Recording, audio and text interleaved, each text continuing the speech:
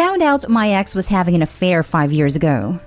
He left me for the other woman, who he now has 3 kids with. We have 2 together. Our daughter is 10 and our son is 8. At first, I did my best to try and put things in the past and think of the kids by being considerate when it came to their siblings. And then they started expecting me to send more and more. I'm talking not just something for Christmas or birthdays, but Easter and whenever I get my kids something big just because. It was also the expectation that I would take them on fun trips with my kids, that I would have them in my home.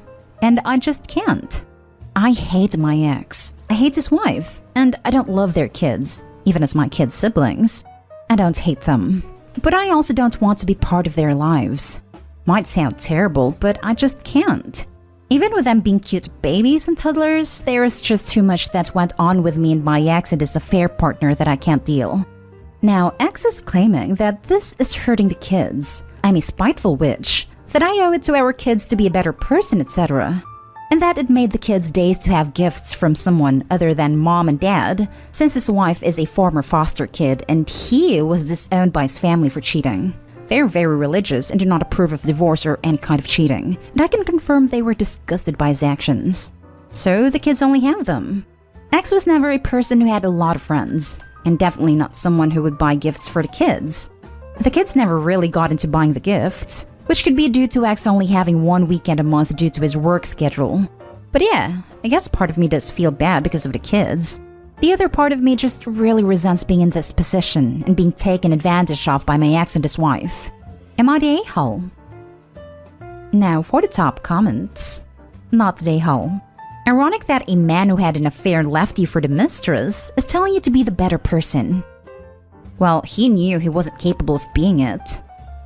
Not the a-hole. You do not owe your ex's kids gifts. Unfortunately, the expectation has already been set up with them, but they'll get over it. Don't let yourself be guilted. They definitely would. All his kids are under 5, so we'll probably forget eventually. I can still feel a bit guilty, but it's not a thing I want to keep doing forever. Not an a-hole. He thinks you owe it to the kids to be a better person? What does he owe to the kids then? Not an a-hole. What about not having a home-wrecking father? He owed that to his first kids. Not an a-hole. He's latched onto you like a leech. Salt won't work here, but he needs to get shut down hard. The cohesion of his family is his business, not yours. Good luck. He sounds very tiring, but you are absolutely right. Next story. Am I the a-hole for calling my bio dad a stranger? Long story, hope it makes sense. I, 27 female, spoke to my bio dad, 50s male, a while back, and he said he wanted me to have his last name. In the past, this man claimed my mother was a loose woman and that I wasn't his child. He would even tell me this when I was little and was visiting him. So I told him I didn't think I wanted to do that because of said history, and he made it off like it should be an honor, and that he's ready to claim me as his own. Fast forward, I get a call from his sister. She asked if I could go to court and tell a judge that my bio dad is my dad, so that it would be easier for him to get a green card. I said I'd only do it if he was going to bring my siblings over too, but I wanted to wait. Well, they moved on and tried to find another way to bring him into the country. Eventually, I spoke to his family about what happened and mentioned that he doesn't know me. He's never acknowledged my birthdays or helped my mother financially.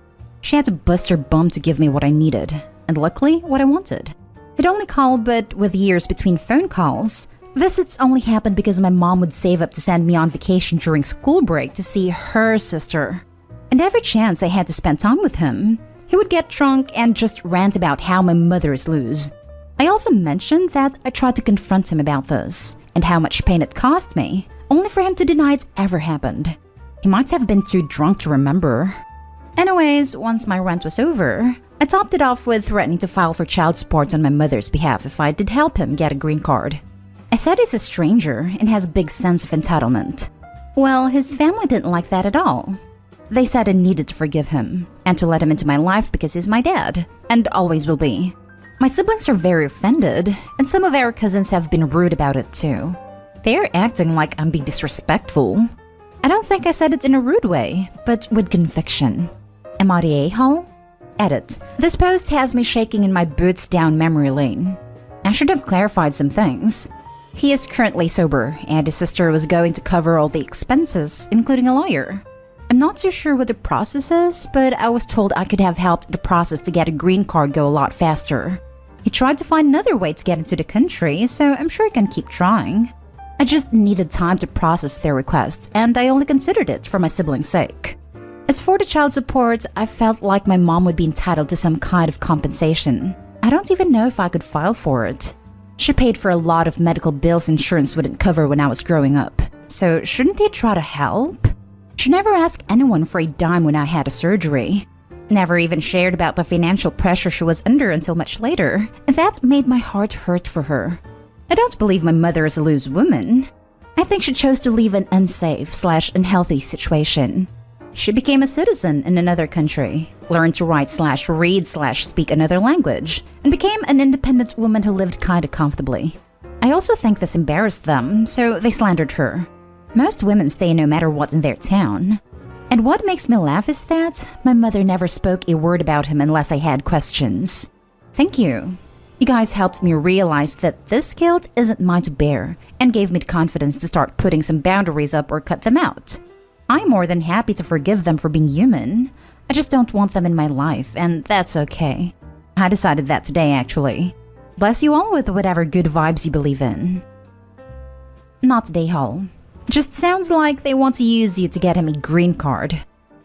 Exactly this. And he'll disappear when you're not of use to him anymore. Until he needs a kidney. Not today, Hall.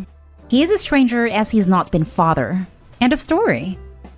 I forget what comedian it is, so I can't give them credit or direct to a YouTube link, but he's got a bit about how if you refer to your dad as your bio dad and not just dad, it really tells you all you need to know about that relationship. Not today, Hall. If he hasn't acknowledged you over the years and suddenly wants you to have his last name, then he is the a-hole. Not today, Hall. Providing seed does not make someone a dad. You owe him nothing. Now for the next story. Am I the a-hole for telling my dad that I wouldn't need to use my magical child of divorce powers if he didn't F up in the first place? Some background. My female 17 mom and dad separated when I was 6, and he married to Maggie when I was 8. Since then, they've had 3 kids together who I absolutely adore.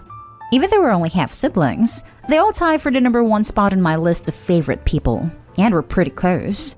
Plus, my dad is currently going through his 3rd marriage as he was married once before my mom. My dad told me a few days ago that he and Maggie are getting divorced for reasons I'd rather not explicitly disclose, but in general, they're both at fault.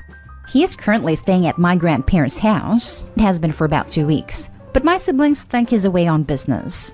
He really wants to see us, so he asked me to come down and I agreed. However, when he told them, they did not take it well. At all.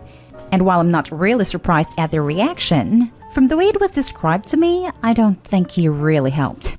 From what I understand, Maggie and him sat them down. My dad appeared virtually, told them they were getting a divorce, refused to answer any questions as to why, except for them saying that they don't love each other anymore and they haven't for a while now. They told them that there was nothing more they could do for each other and that they were sick of trying. My siblings flipped out and apparently haven't even been speaking with my stepmother since she told them. Now, when my dad told me this, he said that while he wanted to spend time with me this weekend, he needed me to patch up the kids and use my experience as a child of divorce. I told him I wasn't a therapist, and that while I'm more than happy to help, I can't promise that they're gonna want to talk to them because they have a right to be upset. He said that they were just overreacting, and that they're gonna have to grow up and get used to it because witching about it isn't going to change anything. At this point, I just straight up told him that if some people could keep it in their pants, maybe we wouldn't be here. He said that was unfair, and that he was my father, and that I had no right to talk to him like that. I responded that he had no right to tell my siblings, or anybody, how to feel, and that I hoped for the next marriage he might get it together. He hung up. Am I the a-hole? Now for the comments. Not the a-hole. You were 17 years old, and you were right with everything. 1, you are not a therapist. 2, you and your siblings don't ask to be born. 3, you and your siblings has a right to be upset. But for your sake, don't let you used by them. It is their responsibility to bring their stuff together, not yours. Would probably be nice if OP to speak to her siblings as a child of a divorce and tell them that they'll get through it. Everything else is on OP's dad and Maggie. You'd think by now OP's dad would be more practiced at divorce announcements. But hearing this too will pass and they'll survive, if worse for the wear, from someone they like, trust, and who isn't currently engaged in breaking that trust may be helpful to them. Lord knows these kids can't rely on their parents. Not a day-hole. You're absolutely not your half-sibling's therapist, and your dad is asking you to handle them for him because otherwise, he'd have to address how he screwed up here and actually parent. Good on you for recognizing it and telling him no. Honestly, if this is his third time divorcing, you would think he'd have learned what not to do by now. Nah, he just figures the next one will be pliant and submissive enough to do whatever he wants. Not a day-hole, by the way. Not a day-hole. I wish I could buy you a beer for such an epic response. Not a day-hole. It's his and Maggie's responsibility to arrange for therapy for the kids, not to guilt you into playing that role instead. Divorce can have a huge impact on younger kids, and it sounds like he's taking this far more lightly than his kids are. Calling Dad out may have been unnecessary, but Dad was being completely unreasonable and sounds like he could use the wake-up call.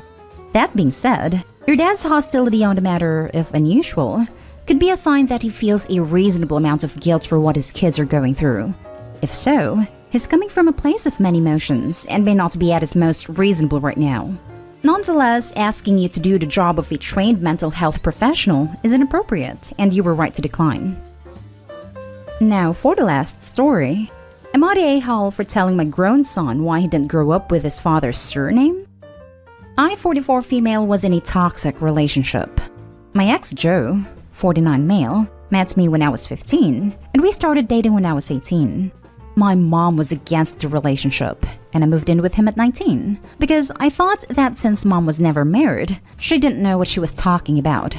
I won't go into more details, but eventually I wised up, reconciled with my mom, and moved away. Not that Joe made it easy. I later met my other ex, Eric, 45 male, and I told him about Joe, and said that he might reach out to him. I warned him that Joe was a liar and just a terrible person. Fast forward to me being 7 months pregnant with our son AJ, 20 male. This was my first pregnancy, and I was very nervous because it wasn't planned. I was worried that Eric would leave me after the baby was born, and constantly ask him to reassure me that no matter what happened, he'd still be here. Eric always did until one day he didn't, and I started noticing that he was becoming distant. Eventually, he told me that Joe reached out to him and showed him pictures of him engaging in adult acts with a woman, and said that it was me and that he was my baby's father. You can't identify who the woman is, so Eric brushed it off at first, but then he thought about how I was always getting him to promise me that no matter what happened he would never leave me, and now he had doubt.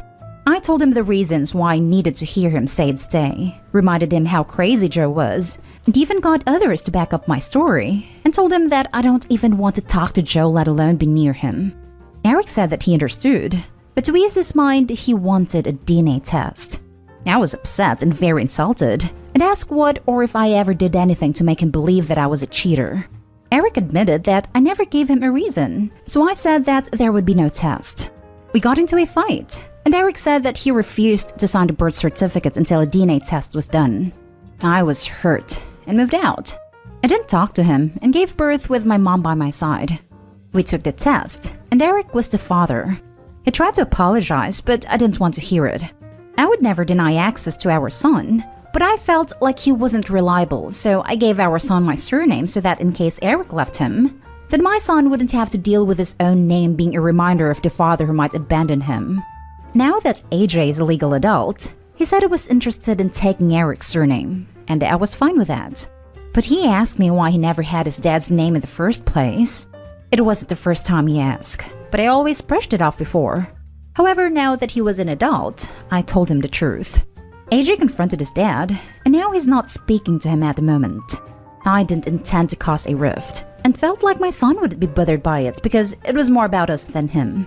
Am I the a-hole? Edited to add. Keep seeing it, so I'm going to say it here and instead of each comment. 1. Yes. I told AJ the whole truth and didn't twist details in my favor. I told him that his father had doubts after seeing pictures. I felt hurt and wasn't sure if I could trust his father to stick around. I admitted to him that it was mostly issues I had, but was also hurt that Eric would trust someone who hurt me instead of me, despite admitting that I never gave him a reason to not trust me.